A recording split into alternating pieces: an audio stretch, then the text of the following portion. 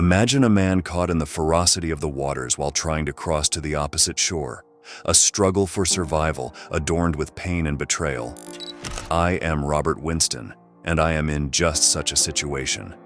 As I surrender myself to the harsh waves of truth, I feel like I am drowning in the dark waters of the past. The people I thought I knew have changed their faces like spies, revealing their true selves and turning my world upside down. My wife, Emily, and my closest friend, Daniel. When I learned of their betrayal, I realized how my life had reached a breaking point. If you are watching this video right now, it means you have taken a step towards confronting realities in life.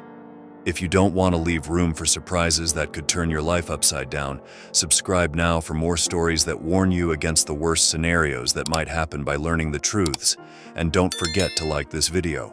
Remember, the truths are just a click away. That morning, it had started like an ordinary day. However, Danielle's insistence on staying alone with Emily and his encouragement for me to go on a solo bikie read had raised doubts in my mind. At that time, my trust in Daniel suppressed these doubts. Therefore, ignoring the voice inside me, I jumped on my bike and hit the roads. I did not know at that moment that this decision would start the darkest period of my life. The strange look in Emily's eyes was interrupted by a blue pickup truck that hit me on the bike path that day. The stories of Emily, Daniel, and his odd assistant Pete disturbed my mind in the days following the accident. When Pete visited me at the hospital, he confessed that Daniel wanted to get rid of me to be with Emily. One of the long and lonely nights I spent in the hospital, I remembered the expression on Emily's face.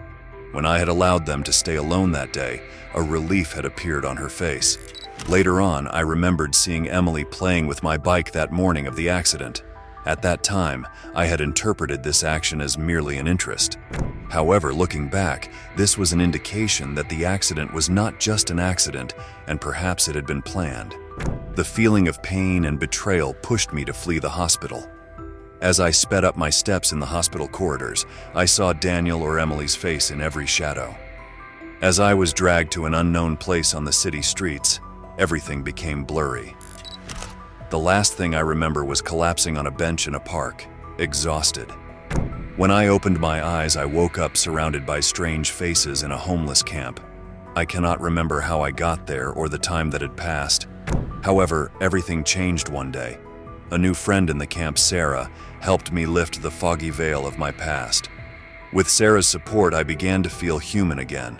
Together, we decided to uncover who Daniel and Emily really were. When we returned to the hospital, we encountered a shocking scene. Daniel was sitting in the lobby with a woman and Pete. Sarah sat at the next table and began listening to their conversation. Soon, she learned that Daniel planned for me to have a medical accident and then to marry Emily.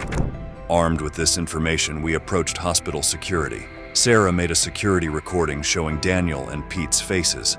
Our plan worked. Security pursued Daniel. At the end of the day, while I was lying in my hospital bed, Emily and Sarah were waiting by my side. The silhouette that appeared at the door was Daniel. However, Sarah realized the situation and stopped him. In an instant, she attacked Daniel and neutralized him. At that moment, everything was like slow motion. The astonishment on Daniel's face, the fear in Emily's eyes, and the determination on Sarah's face. Amid the screams and commotion in the hospital corridor, Sarah had neutralized Daniel. Security officers quickly arrived at the scene and detained Daniel.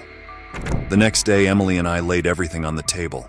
She explained how she had fallen into Daniel's manipulations and how she had been deceived. This conversation melted the ice between us. Although it was difficult, we decided to rebuild our love and trust in each other. Hospital officials and local media, upon learning the details of the event, made this story widely known in the region.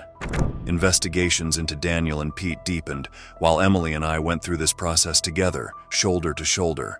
Sarah, with her courage and loyalty shown during this process, was not just a friend, but became a real family member by our side.